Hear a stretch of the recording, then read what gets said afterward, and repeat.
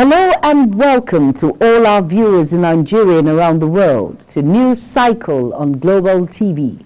We're live in the nation's capital, Abuja. I am Jumai Manson. Now the news in full. President Bola Tinubu has directed relevant ministries, departments and agencies of the federal government to ensure that the outcomes of research in science and technology are used to enrich policies that impact the real sector. Tinubu issued their directive from the president of the Nigeria Academy of Science, and the fellows of academic paid him a courtesy visit at the State House in Abuja. Uyi Agbomofuegbe has the rest of the story. Speaking at the event, President Tinubu emphasized that his administration is advancing an all-encompassing approach to leveraging the capacity of Nigerians to innovate and create solutions from all spheres of human initiative across the public and private sectors, including farming, manufacturing, information technology, and academia, adding that his administration is committed to the comprehensive integration of research and the outcomes of research with the process of policy formulation and implementation in all fields of national endeavor. Goal of the National Academy of Science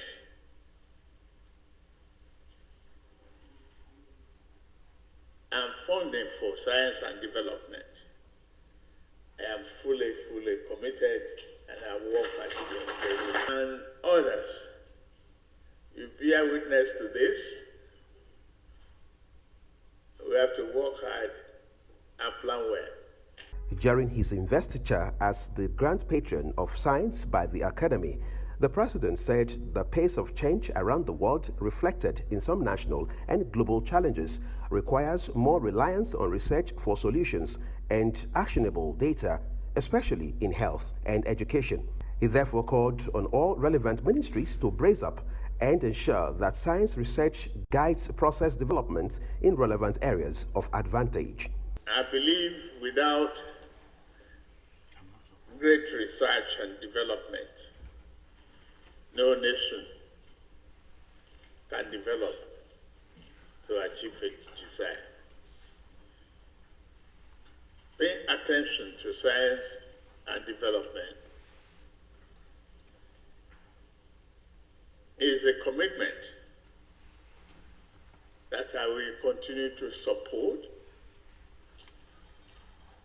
directly and through various government policies and programs. In her remarks, the president of the Nigerian Academy of Science, Professor Ekanem Braid, said a national research fund should be established as the country moves towards a knowledge-driven economy. Listing some of the interventions and achievements of the Academy in improving the lives of Nigerians, Professor Braid further advised that the nation's 265 universities, 84 polytechnics, and 205 colleges of education be upscaled in science research infrastructure and funding. Do this by strengthening the nation's ability to deliver the fruits of science to society by the acquisition, growth, and dissemination of sound scientific knowledge and the facilitation of its use in solving many national problems. Specifically, our mandate is to assist government in addressing major national problems that can be solved by the application of science, technology, and innovation. We provide advice on specific problems of a scientific or technological nature. The president acknowledged the historic feat of Professor Ekanem Braid in emerging as the first female president of the Nigerian Academy of Science since its establishment in 1997. Uyi Agbomofuegbe, reporting for Global Television. President Bola Tinubu has indefinitely suspended the Managing Director, Chief Executive Officer of the Rural Electrification Agency, Ahmed Salihijo, alongside 3 executive directors of the agency from office. This followed new findings unearthed during a comprehensive investigation into the financial activities of the Rural Electrification Agency, the State House revealed in a statement signed by the President's Special Advisor on Media and Publicity, Ajiru Ngalale.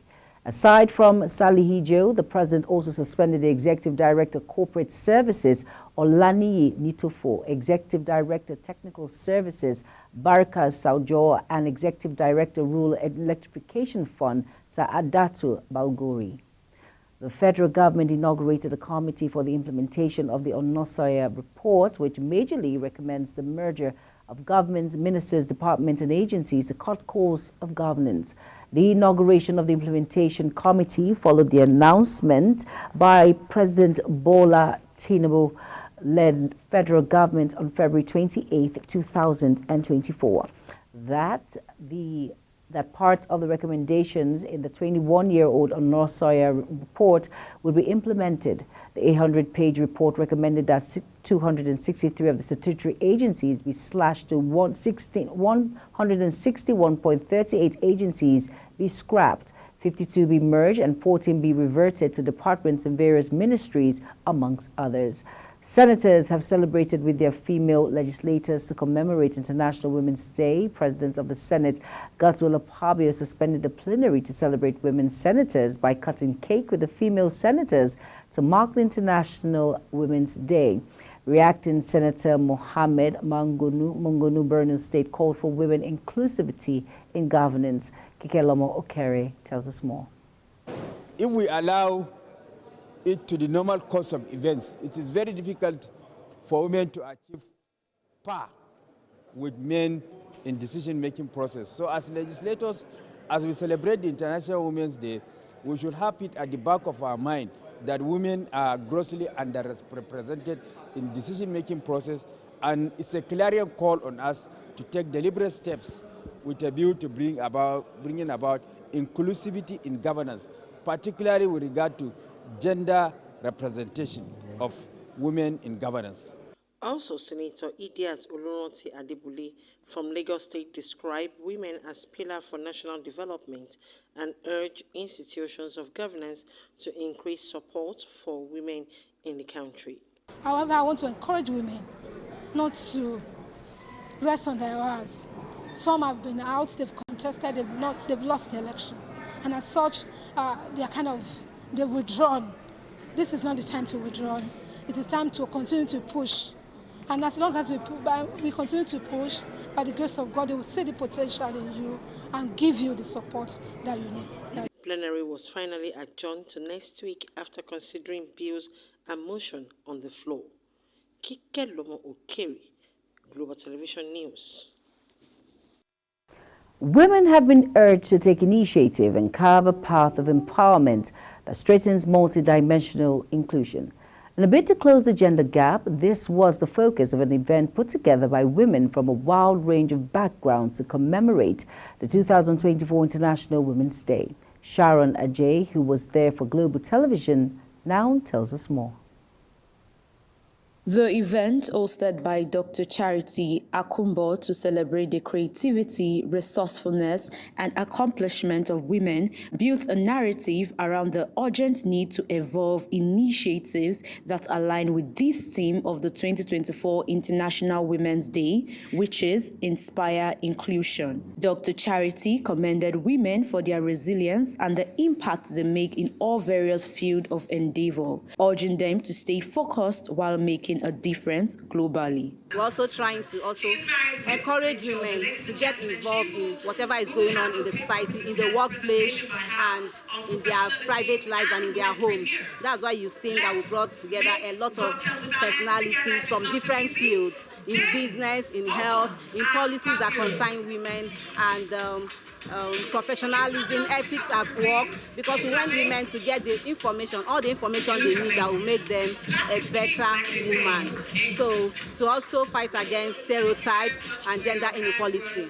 On her part, Margari Kuba Okadigbo acknowledged the criteria role women play in society, particularly in addressing gender inequality. Senator Okadigbo also enlightened the women on their role in educating their male children on the right attitude to have in the face of gender inequality. I think we as women, we have a major role to play, even in the case of gender inequality, because as mothers, we are the hands that rock the cradle. and we are the ones who let our male children know that they must carry their sisters on equal terms. So I think mothers need to start doing that. And then most of us would have started talking about it. While calling on everyone to create the right environment for the fight against gender inequality, Senator Magari further added that women should be given a chance while prioritizing female education and enabling the girl child access to acquisition of basic skills needed to aid economic empowerment. All stakeholders, government and agencies, businesses, civil society, and the international community to accelerate efforts towards women's economic empowerment.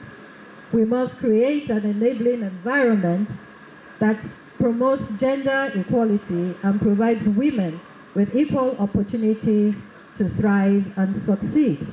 The overarching theme for the 2024 International Women's Day is Invest in Women, Accelerate Progress. Sharon Ajay reporting for Global TV. Youths from the south of Nigeria under the umbrella of Brain Builders Youth Development Initiative, BBYDI, have called for youth participation in Nigeria's democracy and governance for the betterment of the country's economy and political system. The youth body made the call during its enlarged regional town hall meeting in Uyo, Akwa Ibom state capital. Edikan Michael tells us more. The event, championed by the organization through its Youth Gov Tracker project, discussed engaging youth in democracy, a caution for good governance, and recorded participation from Akwa Ibom, Bayelsa, Delta, Cross River, and Rivers to raise youth agency as active citizens, bridge government-youth divide, and drive public accountability. The convener and the Akwa Ibom State Vocal Person for Youth Gov Tracker, Menyane Kang, lauded the effort of BBYDI, stressed the importance of active citizenships and shared interests in regional and national development. It is building a brighter future for the youth, democracy and governance in the South-South region and Nigeria in extension. So, the essence of our being here today is a consultative one. Nobody will do all the talking. I believe in the course of the event, we will have opportunities to speak our mind, base our thoughts on issues bordering on youth meaningful participation in politics and governance.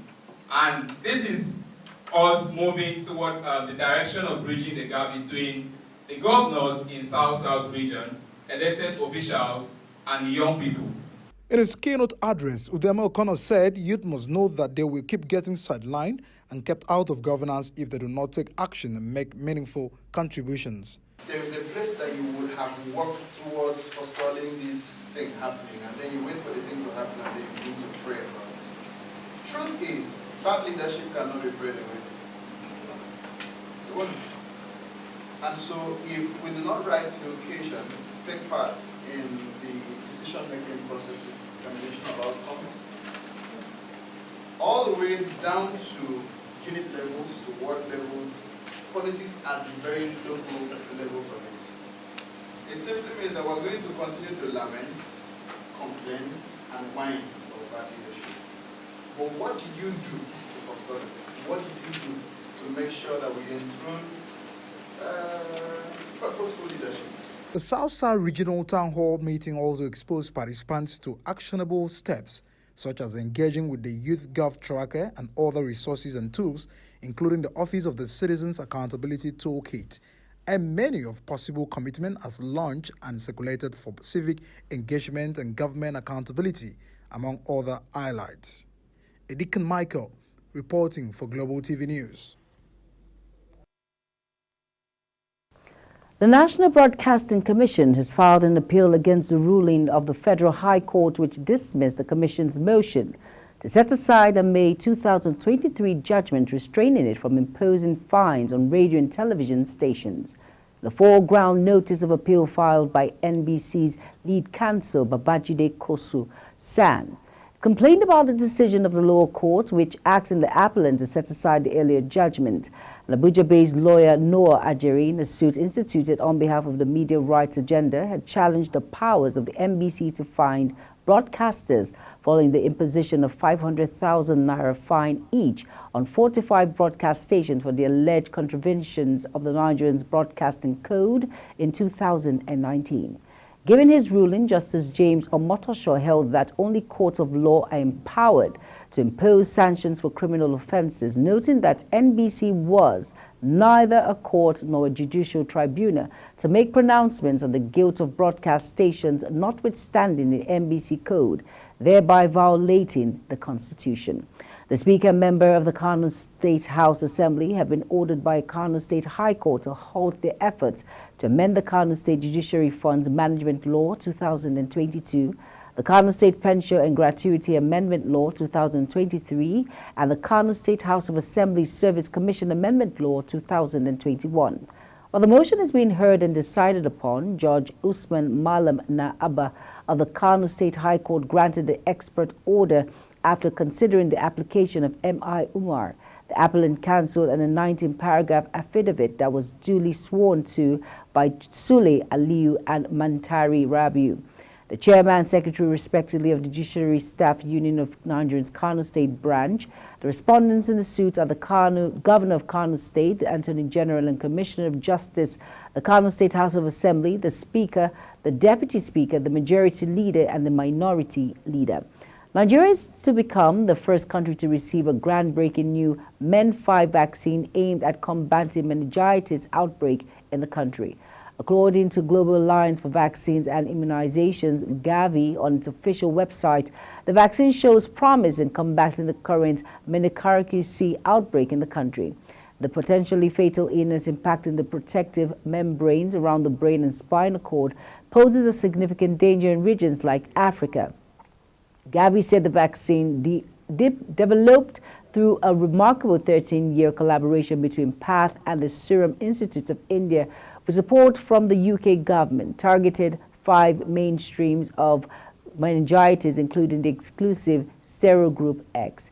An interministerial committee calls for state of emergency on drug abuse. Chairman, Chief Executive Officer of the National Drug Law Enforcement Agency, Brigadier General Mohammed Bubamaro, retired, has said that the ongoing amendment of NDLEA Act, when passed into law, will significantly enhance the organizational capacity of the agency to curb the menace of substance abuse and illicit drugs trafficking in the country.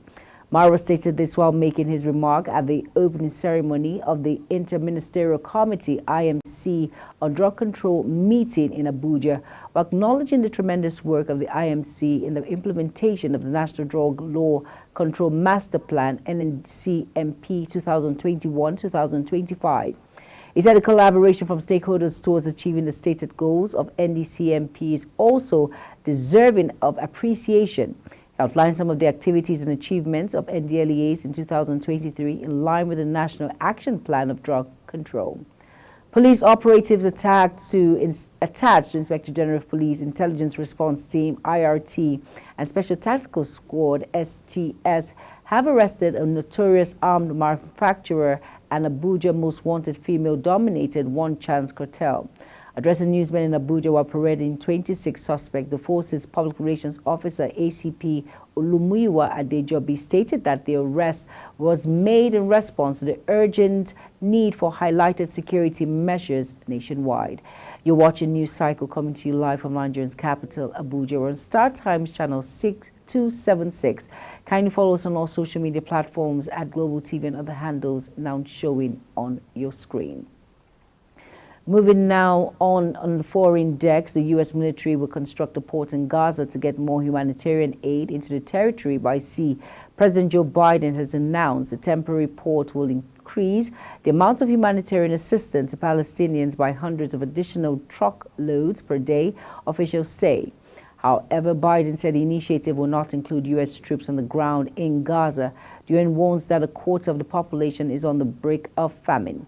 The president made the official announcement during his State of the Union address. He says the port, which will be built by the U.S. military, will involve a temporary prow to transport supplies from ships at sea to shore. Israel's government has advanced plans for more than 3,400 new homes and settlements in the occupied West Bank. About 70% of the homes will be built in Mal Adumi, east of Jerusalem, with the rest in nearby Kardal and Ephrat, south of Bethlehem. A minister has said the construction is a response to deadly Palestinian attack near Male Adumi 2 weeks ago. The Palestinian Authority condemned the plans, which are reportedly the first to be approved since June. Israel has built about 160 settlements, houses some 700,000 Jews since it occupied the West Bank and East Jerusalem. Land the Palestinians went as part of a future state in the 1967 Middle East War. President Joe Biden delivered a fiery State of the Union address, taxing repeated swipes of Donald Trump and covering the bold themes of re-election campaign. Biden used the term "my predecessor" to refer to Trump 13 times in a speech that lasted more than an hour. He accused his likely election opponent of bowing down to Russia and criticized him over the Capitol riot. Biden also covered immigration, abortion, the economy, and Gaza. The atmosphere in the House chamber was raucous at times, with loud cheering from Democrats and heckling from some Republicans. Deadly explosions have rocked Ukraine's southern part of Odessa as President Vladimir Zelensky was meeting Greek Prime Minister Kyriakos Mitsotakis. Ukraine's Navy says 5 people were killed, said the pair heard the sound of sirens and explosions, while Russia said it targeted a maritime drone facility in a commercial port area of the city during an attack. President Zelensky accused Russia of not caring who they target, saying Moscow had either gone crazy or they don't control what their terrorist army is doing. During a joint news conference, the Greek Prime Minister said they heard the sound of sirens and explosions that took place near and did not have time to get to shelter. And moving on in the news now, the federal government said it had begun the construction of 700-kilometer Lagos-Calabar coastal highway. The Ministry of Works, David Umahi, disclosed in a statement issued by Special Advisor on Media, Orji Uchema, in Abuja. This is coming 1 week after the Federal Executive Council approved a contract worth 1,067 trillion naira for the first phase of the highway construction. The Works Minister, who addressed journalists after the council meeting, said 47.47 kilometer Dow coverage has 5 lanes on each side and train trucks in the middle. Umahi explained that it forms part of 700-kilometer road spanning 9 states with 2 spurs leading up north, that the faculty will be constructed with concrete. He says the highway to be constructed using concrete technology will start from Lagos to the 9 coastal routes or states of the cross rivers, meaning that will go through Lagos, the Lekki Deep Seaport, Ogun, Ondo Delta, Bayelsa Rivers, and Akwa Ibom. And that's it on News Cycle. It's coming to you live from the nation's capital. I am Jumai Mansi. Remember, we are on StarTimes channel 276. Kindly follow us across all social media platforms by using @Global TV and other handles now showing on your screen. Happy International Women's Day. Thank you for watching. See you again. Good afternoon.